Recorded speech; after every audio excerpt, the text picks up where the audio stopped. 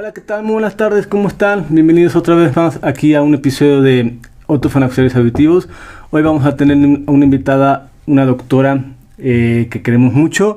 Ella es la doctora Juanita Moreno y vamos a darle a la bienvenida a la doctora. Doctora, muy buenas tardes, ¿cómo está? ¿Cómo se encuentra? Muy buenas tardes, bien, muchas gracias. Muchas gracias por haber aceptado la invitación con nosotros, le agradecemos mucho su tiempo y espero que se la pase fenomenal y pues vamos a platicar a gusto sobre varias cositas de aquí de lo que estudió, de lo que se dedica, por qué se dedica a esto y bueno, vamos a darle un poquito inicio a esto. Doctora, quisiera saber, ¿usted es originaria de aquí de San Luis o de dónde es originaria usted, doctora? Sí, mira, yo soy originaria del estado de Monterrey, Nuevo León. Yo nací en Monterrey, Nuevo León, pero allá nada más viví los primeros 4 años de mi vida. Luego ya mis papás se vinieron a vivir a Matehuala, que es un municipio aquí cerca de San Luis Potosí, bueno, a 2 horas. Y ahí estuve hasta la secundaria. Ya posteriormente, como yo quería estudiar medicina, porque yo decidí desde los 9 años que quería ser médico, entonces pues ya emigraron mi familia hacia acá porque no había preparatoria en Matehuala, entonces ya yo aquí estudié la preparatoria, en una de las preparatorias de la Universidad Autónoma de San Luis Potosí, y ya, pues me entré a la carrera de medicina. Ah, muy bien. Regresando un poquito desde el principio, ¿cómo fue su infancia, doctora? Allá primero me dijo que Matehuala, primero me dijo que Monterrey y después se pasó a Matehuala, así que es regiomontana. Yo pensaba que era potosina y no sabía que era regiomontana. Sí. Pues no tiene el acento así como norteño, no se le nota todavía, bueno, no se le nota. Mire, y le iba a decir, entonces, ¿cómo fue su infancia, doctora? Bien, padre. Padrísima. Yo, pues, como nomás viví 4 años en Monterrey, prácticamente, recuerdo muy poquito. Yo creo que también por eso no tomé acento de allá, ¿verdad? Yeah. Y ya a los 4 años, que yo tenga 4 años, mis papás se vienen a Matehuala, y no, pues para mí fue maravillosa mi infancia en Matehuala, porque vivíamos en una casa, todas las casas en aquella época eran enormes, o sea, los terrenos muy grandes. Mi papá le encantaba sembrar cosas, tenía un aguacate, un nogal, y teníamos gallinitas, nos daban huevos, o sea, nosotros de la casa, de la tierra nos mantenía prácticamente, y se compraban algunas cosas en el mercado.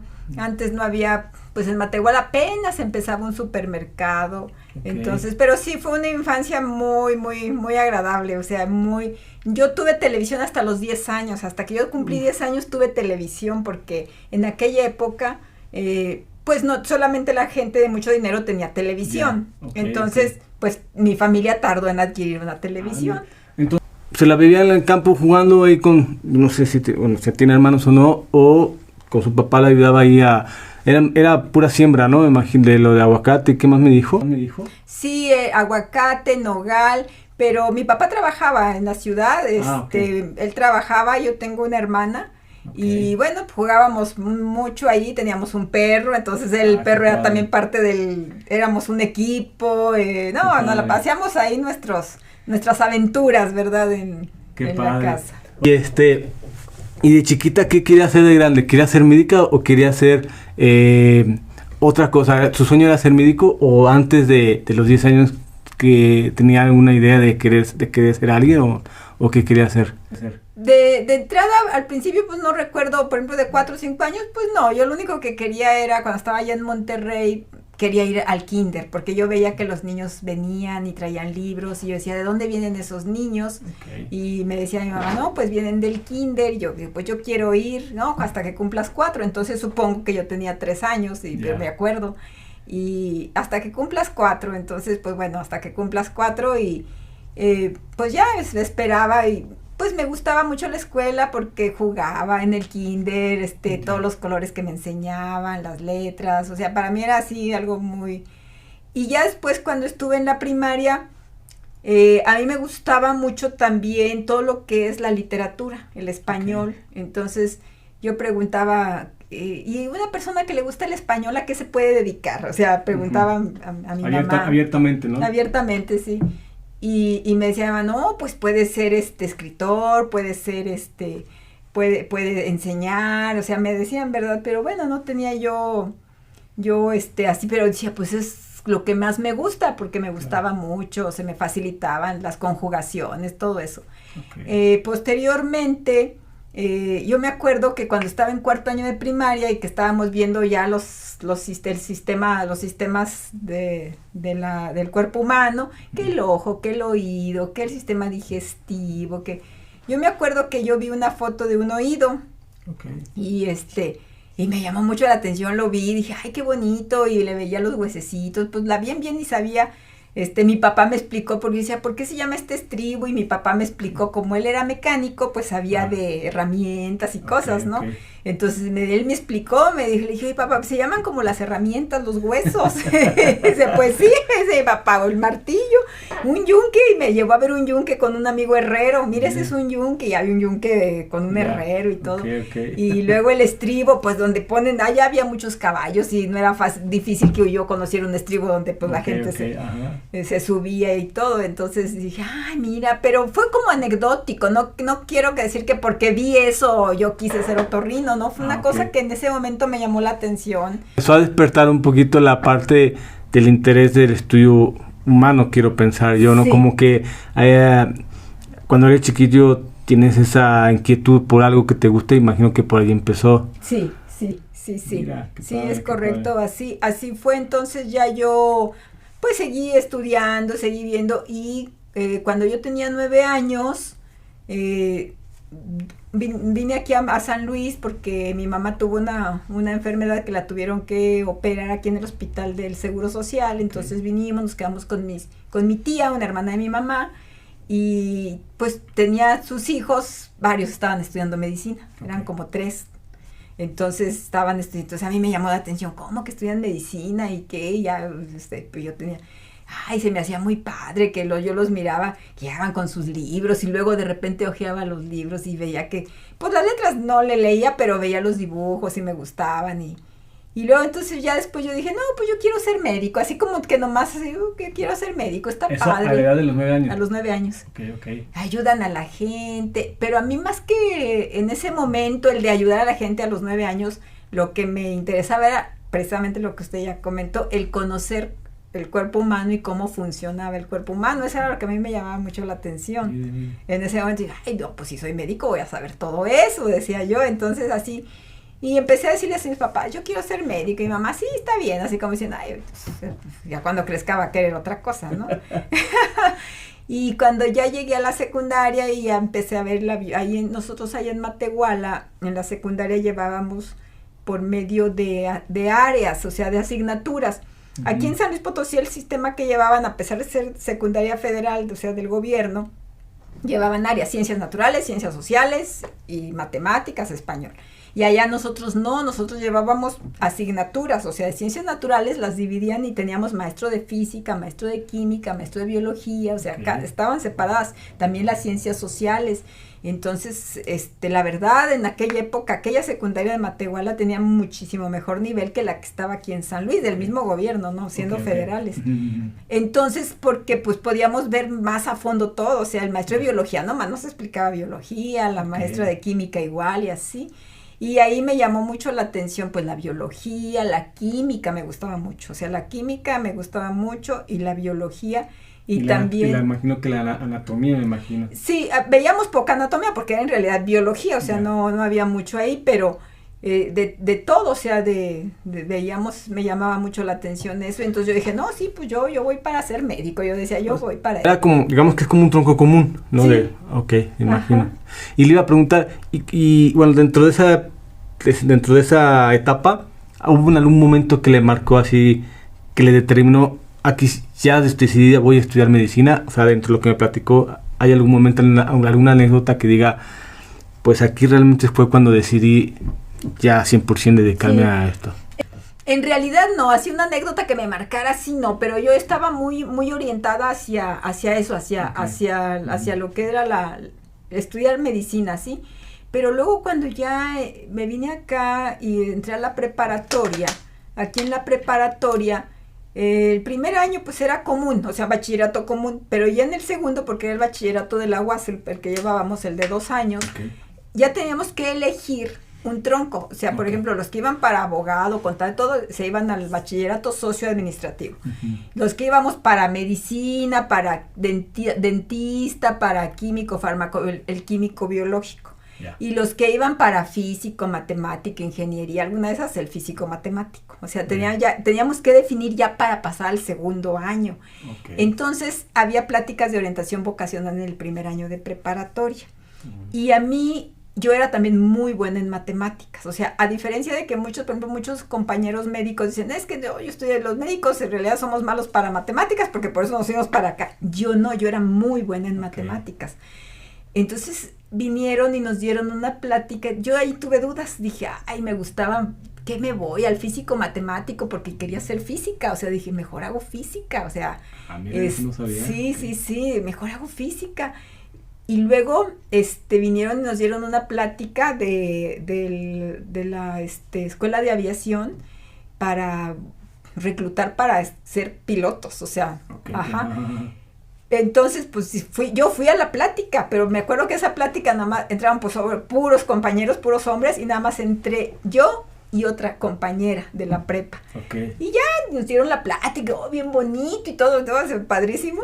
Y bueno, pues se necesitaba el bachillerato físico-matemático para ser para el piloto aviador. Y al final nos dicen, les agradecemos mucho a las mujeres que vinieron a la plática, pero desafortunadamente nada más entran hombres. No. Es una plática interesante. Sí. Y yo, ¿Cómo puede ser? Sí. No. Pero sí le hubiera gustado entonces no dedicarse, pero sí le llamaba mucho la atención ahí. Sí, me llamaba mucho la atención. Entonces dije, bueno, ya, pues esto no, ya ahora ya sé que sí aceptan mujeres ahora, pero pues eso fue hace muchos años cuando yo estaba en la preparatoria. Ahora ya sé que ya hay pilotos mujeres y eso. Entonces ya estaba yo indecisa, me voy al físico matemático para hacer física o me vengo acá para ser médico. Y ahí sí estuve a punto. Y yo creo que lo que me hizo decidirme para ser médico fue también el hecho de que dije, bueno, o sea, quería trabajar más con personas que con cosas. ¿No? Sí, eso mucha gente cuando se dedica a eso lo considera, ¿no? Sí. El trato humano y pues también es noble, o sea, ayudar a la gente en la especialidad que sea, debe ser también gratificante, ¿no? Me imagino. Sí, eso fue lo que me decidí. Dije, bueno, o sea, dije mejor, y me gustaban mucho las dos cosas, ¿verdad? Y finalmente, pues sí, estoy feliz, o sea, de haberme, dije, bueno, también dije, ya me hice el bachillerato químico biológica, y ya para pues para ya aplicar para hacer el examen para entrar a la escuela de medicina, ¿sí?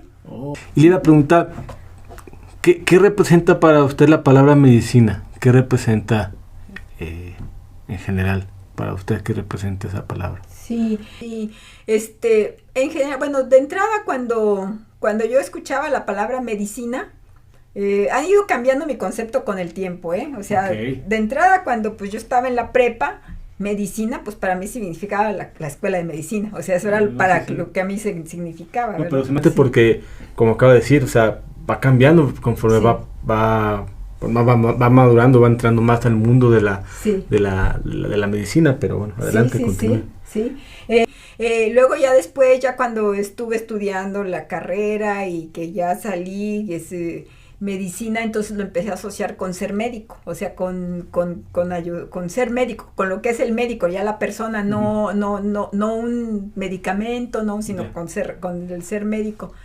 Y posteriormente, conforme me di cuenta también, ya que egresé y todo, que hay también distintos tipos de medicina, o sea, que no nada más es la medicina, la nuestra, que es la alópata, que hay los homeópatas, que hay los médicos que curan con la herbolaria, y que a lo mejor, no porque yo no la conozca, la voy a desprestigiar, o sea, yo voy a decir, pues sí, o sea, yo de lo mío sé, de lo otro no. Entonces ya me di cuenta que medicina no nada más es la medicina de los medicamentos y fármacos, ¿verdad? Entiendo. Sino todas esas otras también ramas que existen y que también a su manera ayudan.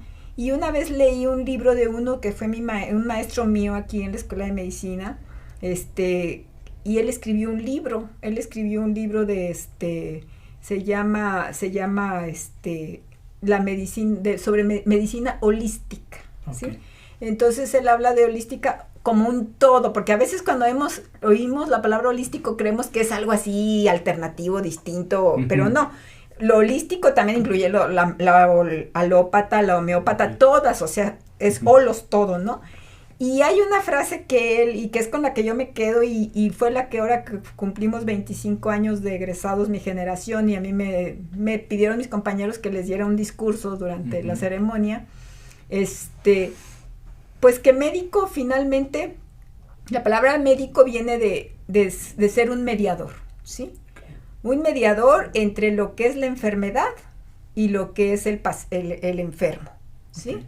Y el médico es, o sea, como que porque quien en realidad se cura es el paciente, con las intervenciones que hagamos nosotros, y somos como unos mediadores entre él y la enfermedad, ¿sí? A diferencia de doctor, porque el doctor viene de docto, o sea, de docto, de que yo sé y lo que yo digo es lo que es, y no hay nada afuera de eso, ¿sí? O sea, que no hay duda. Sí. Lo que yo digo esto es, y es irrefutable, ¿sí?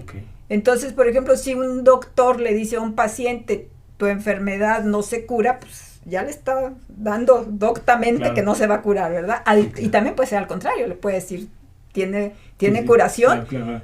Pero es como que porque yo lo digo, así es de eso quiere decir doctor, ¿sí? Entonces, entiendo. Y medicina es mediador, o sea, el médico es un mediador, aquí cambia mucho, porque en realidad el responsable de la salud es el paciente, y el médico nada más somos como que un apoyo, como que un guía, como que si es por aquí, es por acá, pero finalmente el paciente es quien tiene que hacer las cosas, porque cuando yo le digo a un paciente, no tomes este refresco que te hace daño, pues el paciente es el que finalmente lo hace o no lo hace. Ajá. Claro. Y le iba a preguntar, y bueno, regresamos un poquito a lo que cuando estaba en la prepa y cuando estaba por decidirse, una vez que entró a la universidad, que entró esa parte, ¿por qué se fue por siendo otorrino? Ajá. ¿Por qué le gustó esa especialidad o a qué se debe? Sí, claro. Yo ya estando en la carrera de medicina también nos hacen es como un recorrido, ¿no? O sea, los primeros 2 años son las ciencias básicas, que como su nombre lo dice es la base. Todos los médicos en formación aprendemos esas bases, o sea, que es anatomía, fisiología, embriología, bioquímica, inmunología, genética, o sea, que a lo mejor para muchas personas son materias un poco áridas, ¿no? Pero son fundamentales. Ya en tercer año entramos a lo que es medicina interna. Y ya empezamos con práctica clínica, o sea, con el paciente. Ya en tercer año empezamos a ir al hospital a hacer prácticas. ¿Le hacía mucha ilusión?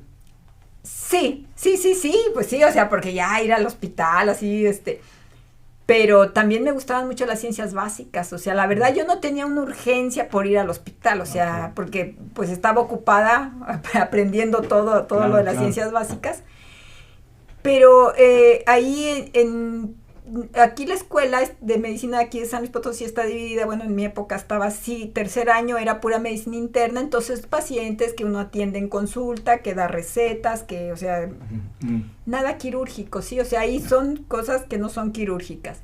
Luego ya pasó uno a cuarto año y allí vemos cirugía, entonces ahí sí es todo quirúrgico, cirugía general y todas sus ramas, dentro de las cuales está otorrino, urología, oftalmología, todas las, que cirugía vascular, entonces, pues yo me di cuenta ya estando en cuarto año que a mí me gustaba operar, o sea, me gustaba más entrar a operar que estar nada más dando consulta, entonces yo dije, no, bueno, pues yo quiero algo quirúrgico, ¿verdad? Claro. Ya en quinto año vemos medio semestre, un semestre es ginecología y el otro semestre es pediatría. Pediatría es igual que medicina interna en el aspecto de que no se opera, pero pues ve unos niños, pero es igual, recetar y todo, ¿no? Entonces dije, no, pues pediatría no. Ginecología me llamaba la atención porque también hay mucho de cirugía y todo, ¿sí? pero como tuve la oportunidad de pasar por todos esos servicios, yo me di cuenta que a mí me gustaban más las cirugías más finas, o sea, lo más fino. Entonces, pues de lo más fino era oftalmología y era otorrinolaringología. Ajá. Ok. Entonces, pero oftalmología, la verdad, lo dije, pues nomás es un órgano, y otorrinolaringología son 3, es los oídos, la nariz y la garganta, hay más variedad, claro, o sea, se me hacía más divertido, ¿no? O sea, como que siendo oftalmo yo me ría, o sea. No, y cada quien, digo, o sea, sí lo vio, pues, sí, porque le gustó, y porque hay gente que, pues, le gusta, bueno, se va a ginecología, urología o oftalmología, sí, ¿no? Y si le llamó la atención eso, pues, sí, pues qué bueno. Yo le iba a preguntar, cuando vas haciendo esas partes, esa etapa de visitas a tener a personas y etcétera, aparte de la ilusión, también entra el nerviosismo de no cometer un error por querer, por decir que cometen errores, sino sí, darle bien el resultado. ¿Suele pasar o no suele pasar eso? Pues mire, cuando uno está de estudiante, la verdad es muy bueno en nuestra época, no sé ahorita, pero yo hablo de cuando yo estuve. Claro, en tu época. Era muy difícil que pasara, porque la verdad estábamos muy cobijados. O sea, nosotros como estudiantes, la primera vez que entramos a ver a un paciente fue en la clase de propedéutica, donde tuve un maestro excelentísimo que en paz descanse, el doctor Baltasar Martínez. Okay. Él era el mejor maestro de propedéutica que había aquí en San Luis Potosí en esa época, y yo tuve la suerte de que estuve con él. Entonces, pues íbamos a ver al paciente y él iba con nosotros. Y entonces, era nada más primero a interrogar, o sea, enseñarnos cómo interrogar a un paciente. ¿Cómo interrogar?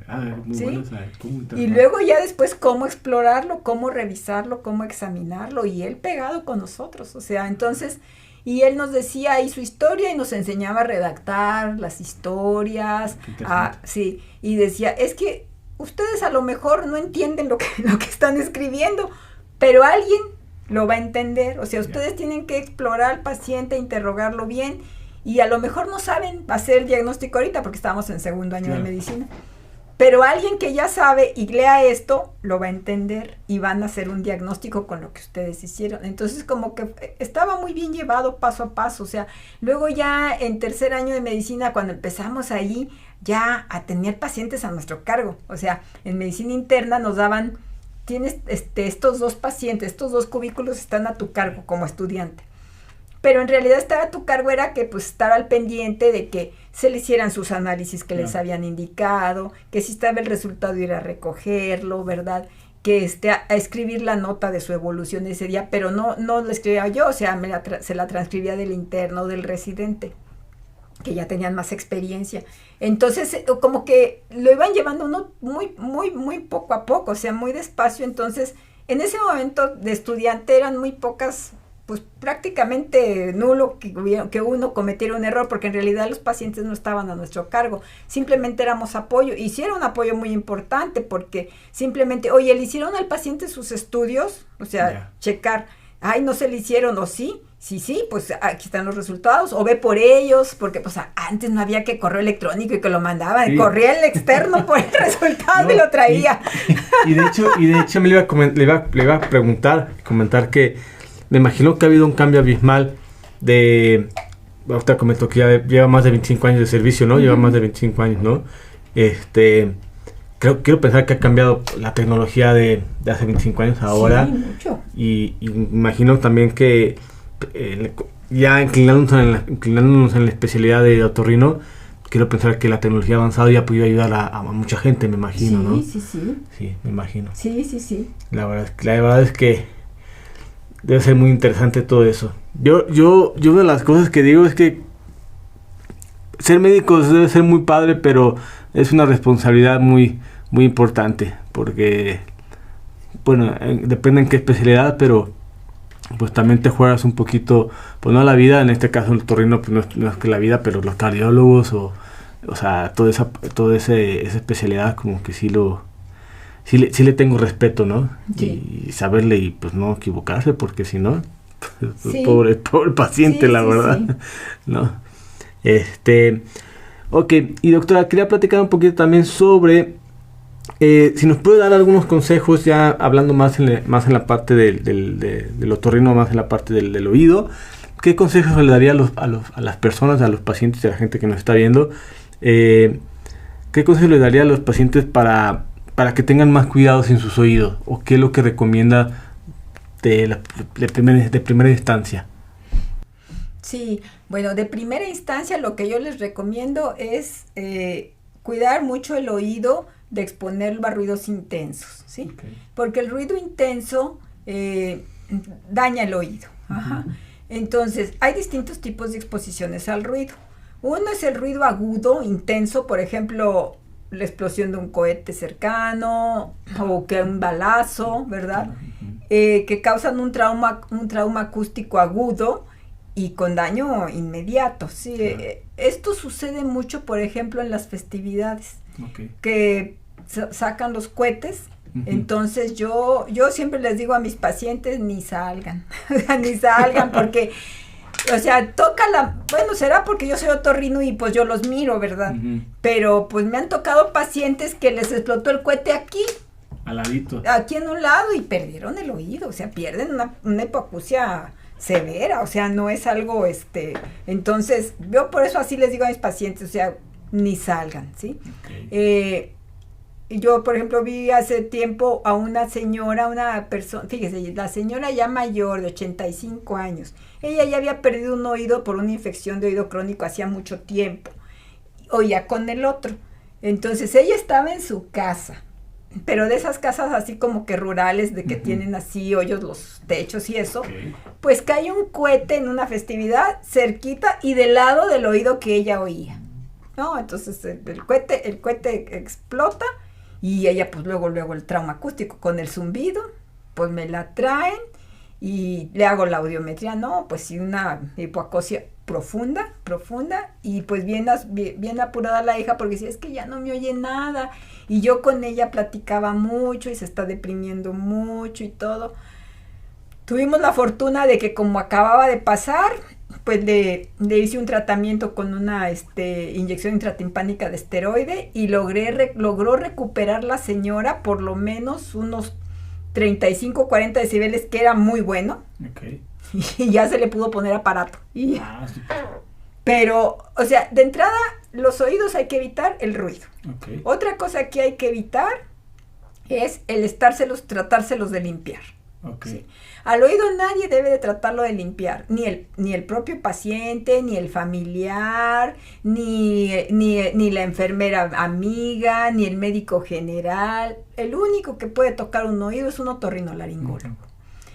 Porque también he visto muchos accidentes donde les han perforado el oído por tratarlos de limpiar, o el mismo paciente con un pasador limpiándose se lo perfora. ¿Sí? Para limpiar lo que es el cerumen, ¿no? Me imagino en general, sí, ¿no? El cerumen, así es, sí, porque es tratar de extraerse el cerumen. Entonces, sí, ahí les digo, o sea, la limpieza, si siente cerumen, vaya con el otorrinolaringólogo, porque mire, tratan de limpiarse, se lastiman. Si bien les va, pues nomás es el dolor, pero me han llegado perforados, me han llegado perforados. De todos modos vinieron a la consulta, pero ya mal, complicados. Entonces, así acudir a la consulta, pues antes de que esté la complicación, y ahí el otorrino le extrae el cerumen con seguridad y sin mayor problema. ¿Cada cuándo recomienda que vaya el paciente a hacerse esa limpieza? ¿Cada 6 meses, cada año, cada 3 meses? ¿Cuál es el tiempo adecuado que diría usted? En promedio, o sea, la mayoría de la gente es una vez al año, pero depende mucho de la producción de cada quien. Yo tengo un paciente que es el que más seguido tiene que ir porque llega ya lleno, o sea, produce mucho de los dos lados, va cada mes y medio, pero es una excepción, ¿sí? Claro, sí. Y otros pacientes que pues van hasta los 4 o 5 años, claro, ya llegan llenos, o sea, porque aunque yo les digo, ven cada año, no vienen, o sea, vienen otra vez a los 3 años, otra vez igual de llenos, o sea, sí. No, consta porque yo también voy a que me haga limpieza, ¿no? Pero yo voy no sé si cada 6 meses, pero sí cada 8 meses o al año, por lo menos una vez, y por lo menos un chequeo general. Sí. Para que vean cómo está el tímpano y cómo está pues que esté todo en orden, ¿no? Claro. Y qué bueno. Y también le iba a preguntar, doctora, ¿cuál ha sido su experiencia y relación con Autofon, con sus pacientes, y cómo ha sido esa relación? ¿Me puede platicar un poquito? Sí, claro. Pues mire, mi experiencia con Autofon ha sido muy buena, ¿sí? Yo de entrada, pues los pacientes cuando traen algún problema de audición, pues les digo, sí, los tengo que ver yo primero, porque primero que no traigan un tapón de cerilla, porque si traen un tapón de cerilla y se le hace la audiometría, pues va a salir alterada, pero por el tapón. Entonces, pues yo debo de enviar al paciente sin tapones, o sea, limpio, que no traiga infecciones tampoco, porque si hay infecciones lo mismo. Entonces, de entrada los checo. Ya si veo yo que todo está en orden, entonces ya vemos que es una pérdida de audición que puede ser posiblemente por la edad, que es lo más común, o sea, una presbiacusia es de lo más común que yo veo. Entonces ya le explico, mire, usted su oído anatómicamente anda bien, ya lo revisé, no trae infección, porque hay veces que ya llegaron con las gotas y haciéndose mil cosas y no, ya ni se ponga nada, le digo, esto es ya de usar un aparato. Y les explico, porque así como que de entrada como que ellos querían que a lo mejor en la consulta se les destapara o les recetara algo y con eso oír, ¿no? Magia. Sí, no. Sí, le digo mucho el pensamiento mágico, sí. Y le digo, no, mire, entonces ya le explico, usted es candidato a un aparato auditivo y les digo, les hago la analogía con los ojos, la analogía, mire, por ejemplo, cuando uno no ve bien, pues se pone unos lentes para poder ver, entonces el aparato es lo mismo, ¿verdad? Usted no oye bien, ocupa un aparato, ¿verdad? Entonces, y ya a veces están muy temerosos, a veces, y es que, y si no me funciona, y es que, y cuánto costará, y, o sea, muchas dudas que tienen, ¿no? Entonces le digo, no, mire, con toda confianza, yo trabajo con Autofon, vaya, ya sabe que no hay nada orgánico, entonces ya ahí le hacen una audiometría, incluso le pueden hacer pruebas ahí para ver usted con qué aparato se acomoda, y ya se acomoda, pues ya sabe, ya oyó, en parte el paciente en el momento en que oye y dice, ya lo quiero, o sea. Y es que eso es importante, ¿no? Sí. Hacerle entender que, bueno, como usted comentaba, la mayoría de los pacientes a lo mejor ya son mayores, pero creo que hacerles volver a escuchar. Sí. No como, por nosotros con lo que comentamos es que no vas a escuchar como cuando tienes 20 años, como tienes 15 años. Sí. Vas a recuperar algo más de audición y vas a poder entender mejor, más claro. Sí. Eso sí es importante y hay que recalcar sobre la gente, ¿no? Sí. Porque la gente a veces piensa que es por arte magia ya va a escuchar como antes y pues no. Eso es una realidad. Pero es importante hacerles o darles la posibilidad de que puedan escuchar un poco mejor con el aparato, ¿no? Y qué bueno, la verdad es que qué bueno que así, que ha tenido muy buena relación con nosotros y eso pues se agradece, ¿no? Y también le agradecemos nosotros que confíe en nosotros, ¿no? Que confíe y nosotros también confiar en usted y en el paciente próximo, ¿no? Que tengan la posibilidad o la oportunidad de tener un aparato. Pues, bienvenido. Muchas gracias por haber venido, doctora. Quisiera preguntarle en dónde la pueden localizar, en dónde está ubicada, para que lo pueda yo comentar y poner ahí en el canal de Autofon Auxiliares Auditivos. Sí, claro que sí. Yo estoy ubicada aquí en Cuauhtémoc 376. Es la colonia moderna, está entre Benigno Arriaga y Anáhuac. Benigno Arriaga es la calle del IMSS de Cuauhtémoc, así que la identifican muy bien. Y pues ahí estamos a sus órdenes. Muchas gracias, doctora. Muchísimas gracias, de verdad. Espero que no sea ni la primera ni la última podcast que hagamos. Esperemos que la próxima vez hagamos otro tipo, con otros temas. Y muchísimas gracias otra vez por haber aceptado la invitación. Y bueno, pues estamos aquí en contacto. Al contrario, muchísimas gracias por haberme invitado. Fue un gusto haber asistido aquí. No, muchas gracias. Pues muchísimas gracias a todos por habernos acompañado. Esto es Autofon Auxiliares Auditivos y no olviden suscribirse al canal y estamos en las redes sociales también. Les mando un abrazo. Saludos.